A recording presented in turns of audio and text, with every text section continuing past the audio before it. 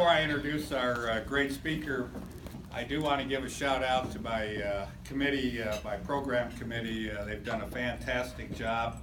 We're actually looking at filling dates in July and August already. But we do have one opening June 8th. So if you know a good topic or program, get with me after the meeting and see if that person or entity would be available. Is it July, Dick? June. It's June 8th? The June one I need. I've almost got July filled, so I get the heebie-jeebies when you get less than a month out. Anyway, it is my pleasure to introduce our speaker today. Tara is the new area manager for Kansas Big Brothers Big Sisters, serving Riley County and the surrounding areas. She's known to many here, but you may not know she's originally from Colorado and moved to Manhattan because of K-State. She's a proud alumni of Kansas State University and proud of her professional experiences, which have allowed her to give back to the community and will help her build the Kansas Big Brothers Big Sisters to become a strong and enduring program in our community. She has lived and worked in the Manhattan and Wamego communities since her student days, and she just can't think of a better place to live and raise a family than right here.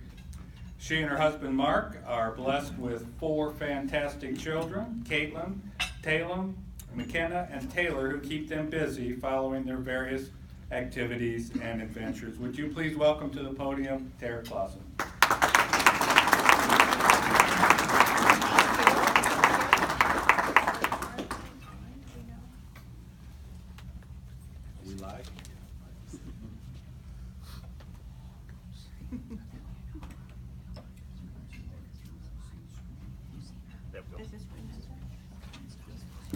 So, thank you very much for having me. A little bit of an introverted personality, so this puts me out of my comfort zone just a little bit. But I'm an education major, so speaking in front of people, I can adjust too. So, I have a PowerPoint to kind of keep me on focused, but I'm happy to answer any questions either through or at the very end. I'm very excited to be a part of Big Brothers Big Sisters. I've known about the program, but I will say that in raising my own children, I didn't feel like we needed the additional resources of having mentors for them.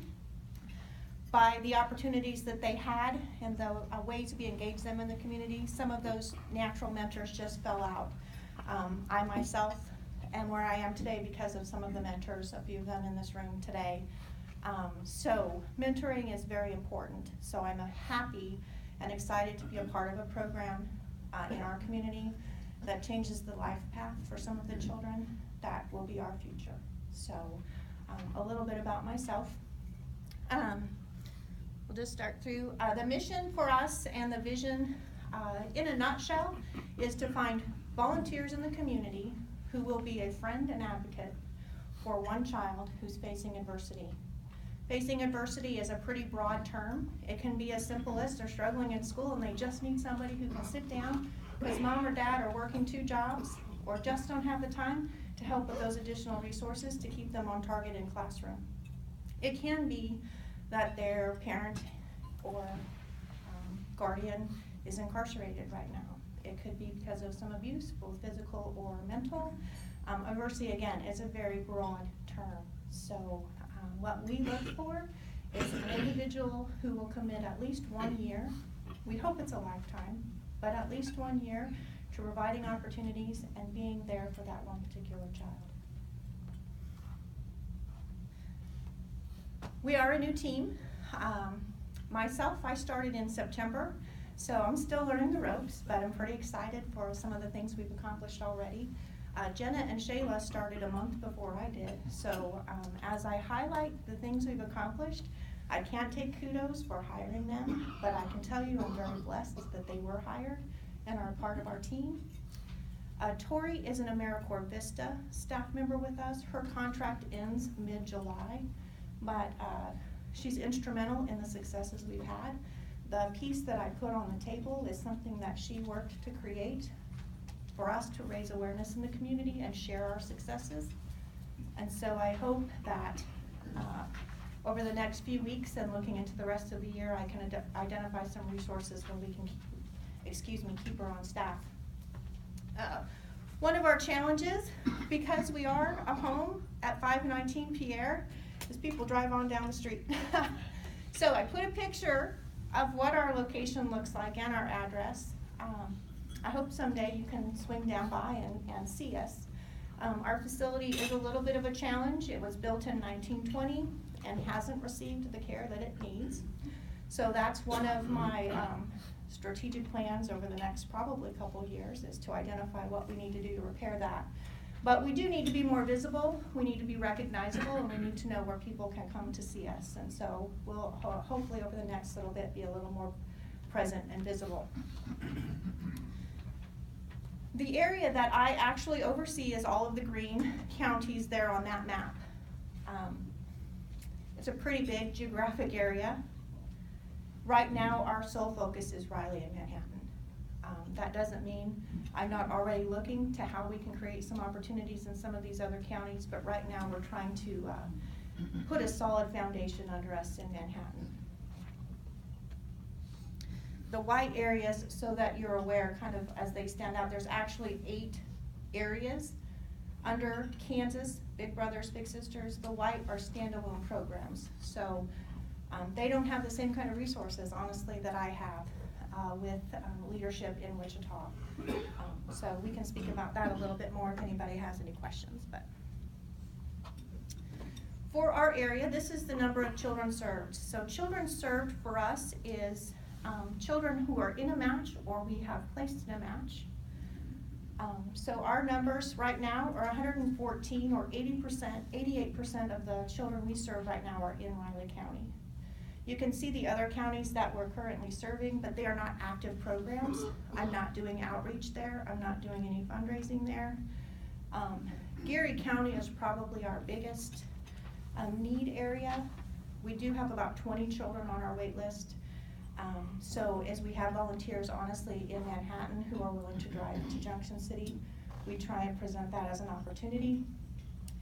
And I think that's someplace we need to be sooner than later. But again, back to that foundation where we need to be now, and focusing our resources so that we sustain programs and create opportunities for the kiddos.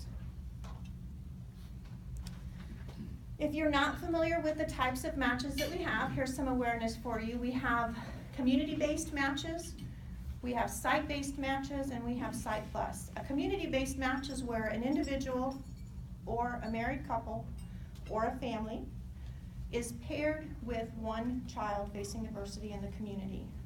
Those interactions all happen throughout our community, so it's an opportunity to expose that child to the Discovery Center, to the zoo, to the university, or even your own kitchen, and how to cook a meal and how to sit down as a unit and enjoy that meal together and have a conversation at the table.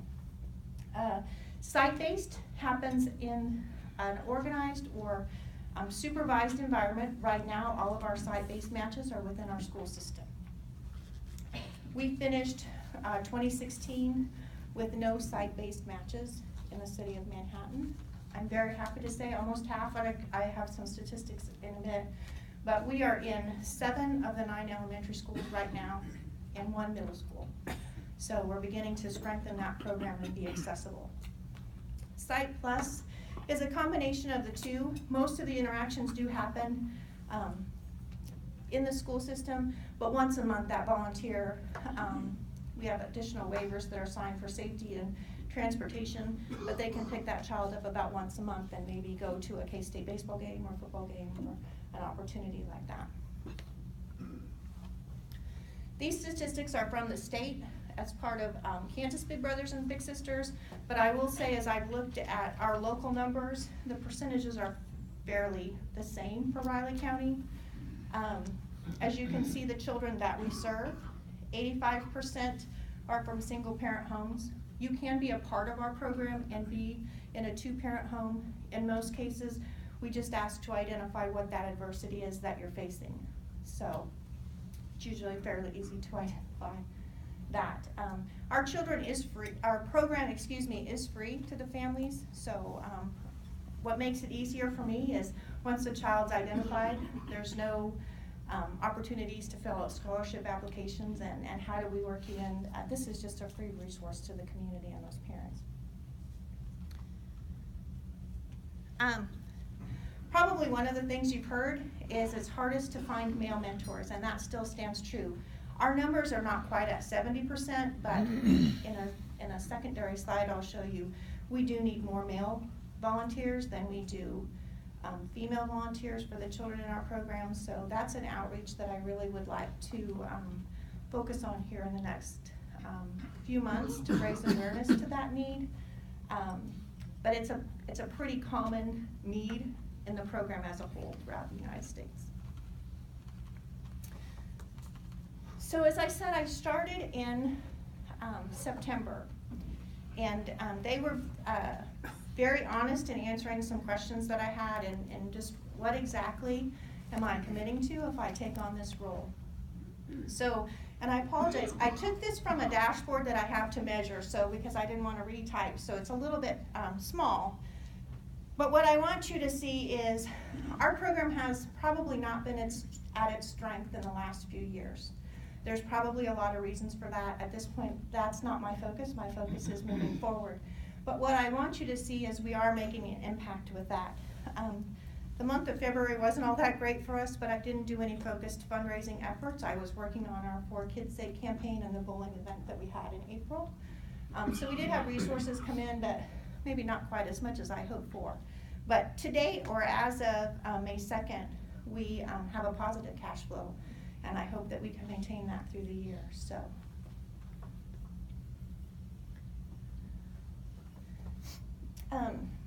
Net match growth, so that is taking into account any closures that we've had this year in addition to the new. In 2016, we as a program made 18 new matches in the entire year. To date, we're at about 57. We just made 2 more in the last couple days. So our priority as a team is to meet the mission of the program, to get children who've been on our wait list off of our wait list, find them a quality mentor, make a difference in their world. In some of those families, we've had a sibling who had a match, but maybe another sibling did not. And so we focused on them, keep those family dynamics strong. So there's a definite passion for the program and support from the team that I have in place, and we're making a difference in Manhattan, and we're looking forward to doing more. The yellow is our site-based, so those are in the schools, and green are community-based matches. This is just more kind of the matches we've made each month. This is site-based, shows you the progress we're making. And these are community-based matches where they're picking up the child and engaging them and providing exposure to the great resources we have in the community. And you can see the difference from what we did in 2016 and what we're doing now. One of the things we promise is that we'll provide professional support to those relationships. So we are available, we do reach out, we're making regular and consistent contact with them. We have a goal that we will, depending on the timeline that we should be meeting with both the families and the volunteers to make sure everything's going well, is a 95% rate within the month. We usually have a 2-week window when those are due, and we hope to do that at least at a 75% rate. So what this speaks to is we are indeed doing what we promise our matches will do, and we're staying in contact with them to make sure that they have the resources they need to continue and build that strong relationship with the child.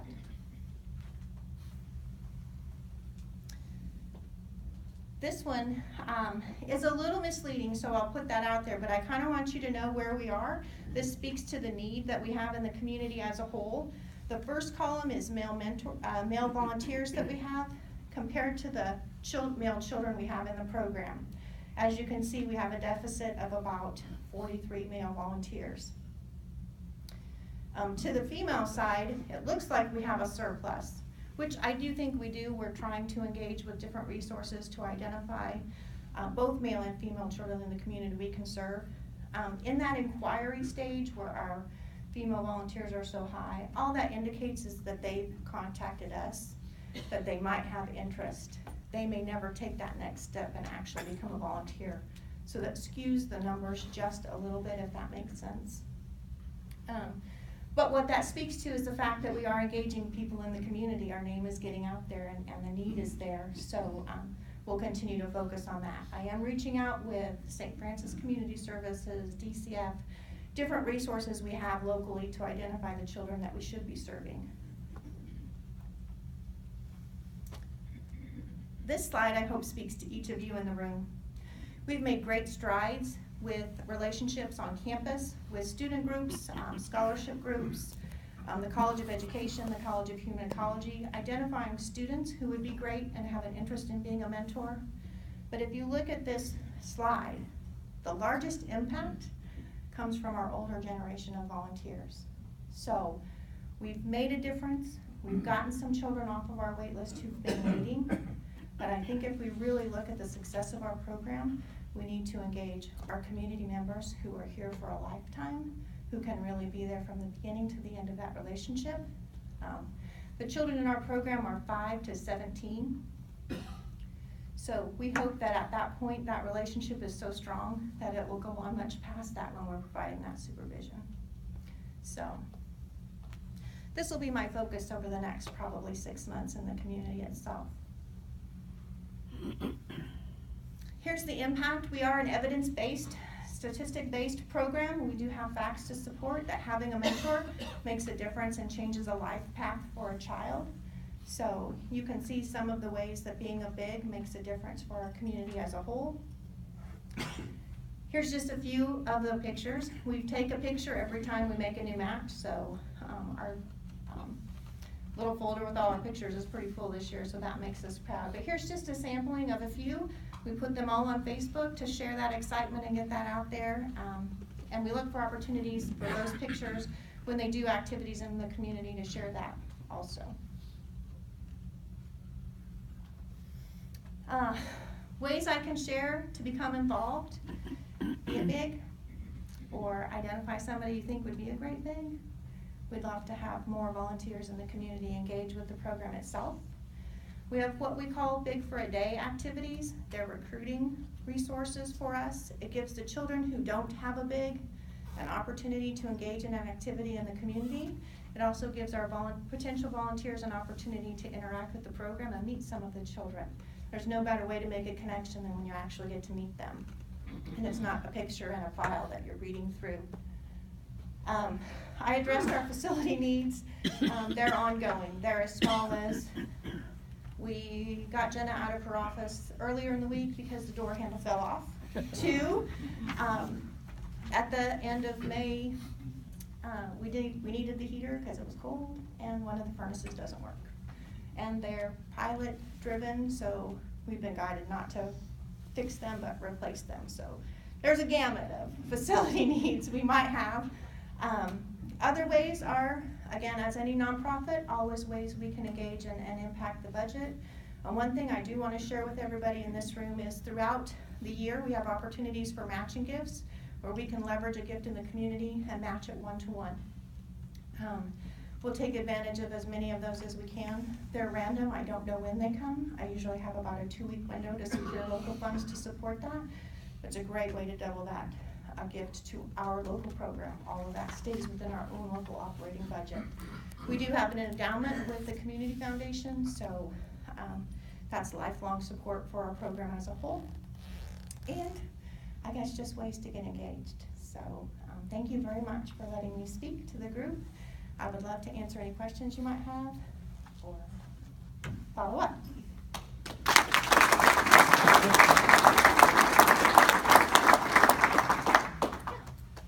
Let's say a college student wanted to be a big, are there funds that they can use for events, like to take them to a game or whatever? Do they have any resources to help them, the college student, financially take them to We don't at this point. I'd like to get to that point, but we don't right now. We do, with each match when it's made, we do give them we call it a match booklet. And throughout the community, there's various places that will do a buy one, get one opportunity or a discounted off. And the big is given that sheet, so they have some resources where they can go to keep some of those interactions a little bit less expensive to them. Our focus is not what you can spend on that child, but the time you spend with that child. So we truly try and stress that at the beginning of a relationship. Tara, what are the expectations of a person serving as a big? How often Yeah. do they meet and so on? Thank you. We ask that our volunteers meet once a week, every week. The length of the relationship, especially when it's new, because you're building those connections and making that a solid foundation. Over the life of the relationship, it's the quality of time you spend, not the quantity of time that you spend. So if you're doing something with them that's 3 or 4 hours, maybe then you don't meet that next week. You know, you just kind of play those opportunities by ear. I would say my husband and I are going through the process right now. We're going to be a family match. As a parent with my own children, I don't feel like I should take the time away from that activity to do something separate, but I think we as a family, and hopefully for the child that we're matched with, will be able to provide opportunities for us all to grow from that. So we'll just incorporate them in our day. If it's something we think that this little person would enjoy, we'll bring them along. If that's twice in the same week, it's the engagement with the child itself.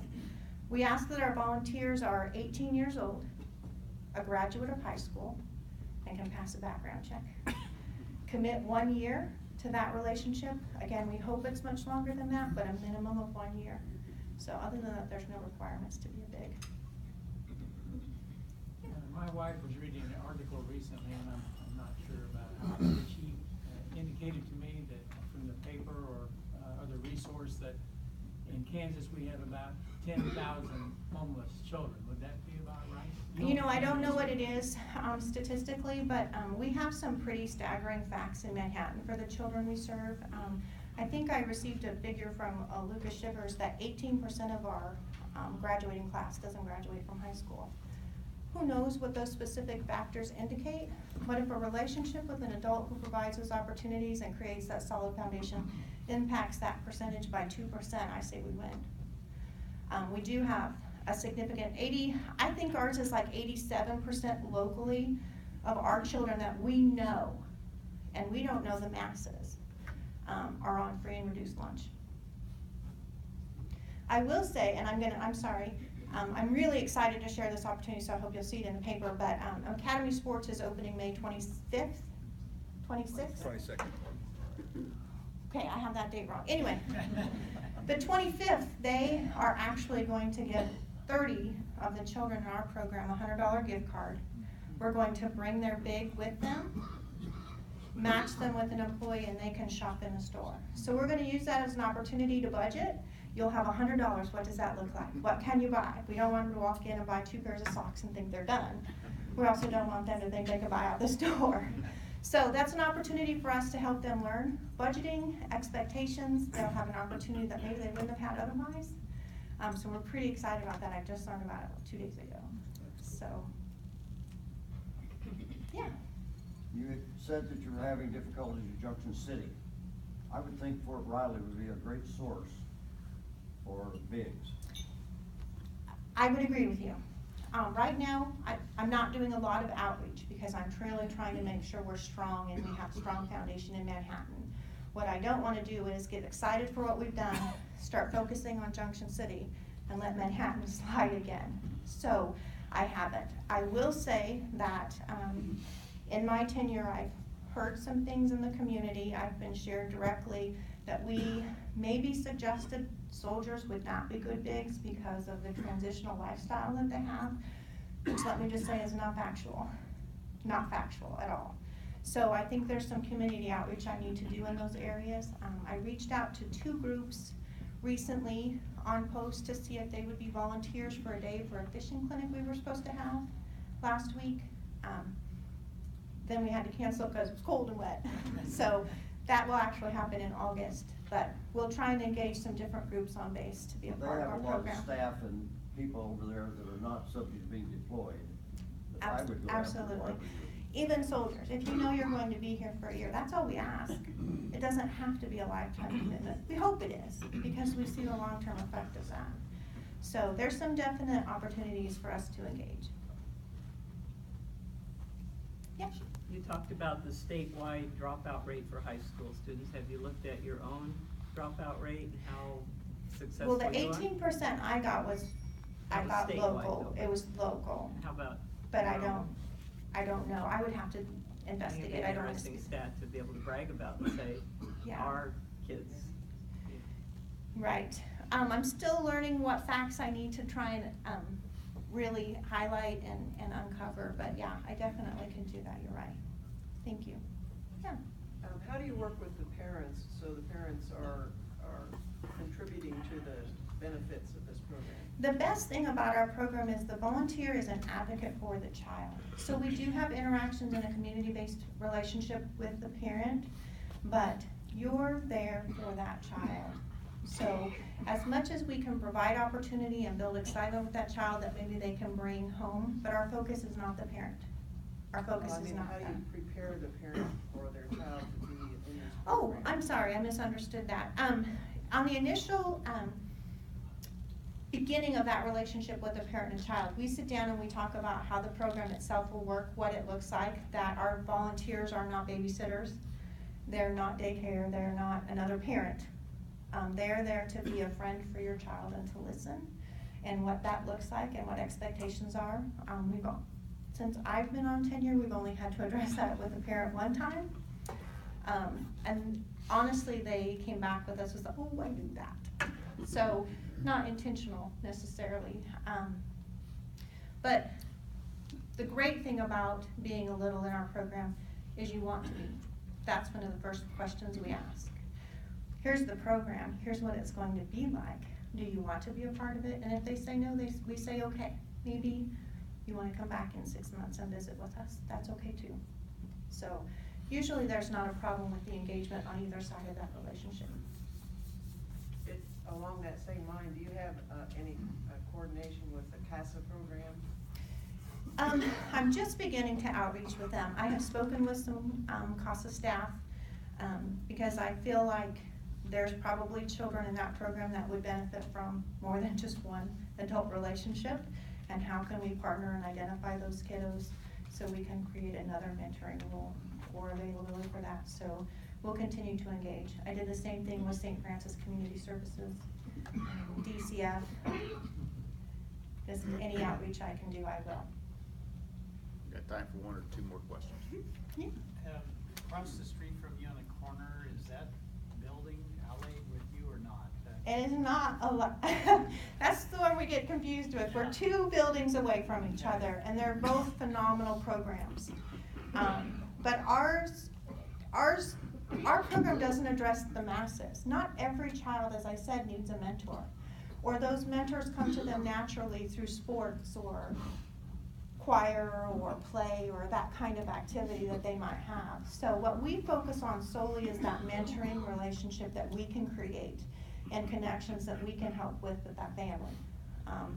Boys and Girls Club creates more group type activities that before and after school, daycare.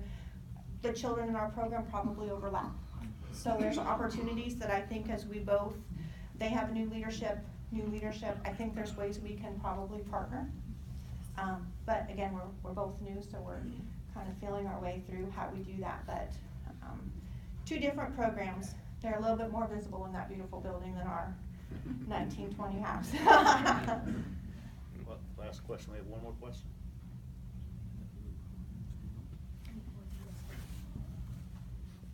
We are going to have an Eat Steak for Kids' Sake event with Texas Longhorn.